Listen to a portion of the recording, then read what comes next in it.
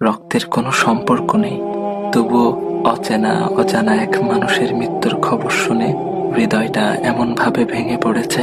এই ব্যথা কি আগে কখনো অনুভব করেছি? নিজেকেই প্রশ্ন করি।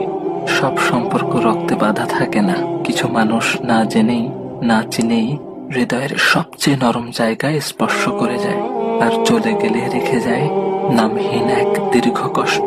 কেন জানি মনে হচ্ছে এই শোকটা শুধু তার চলে যাওয়ার নয়, এ যেন মানবতার এক নীরব অংশের বিদায়। চেনা ছিল না, কথা হয়নি কখনো, তবু তার অনুপস্থিতি হৃদয়ে গভীর শূন্যতা রেখে গেছে। একটা জিনিস খেয়াল করেছেন? আমার ভাই ওসমান হাদিকে গুলি করা হলো জুমার নামাজের পর, আর তিনি তার রবের ডাকে সাড়া দিয়ে চলে গেলেন জুমার রাতে। আহ, কত সৌভাগ্যের মৃত্যু!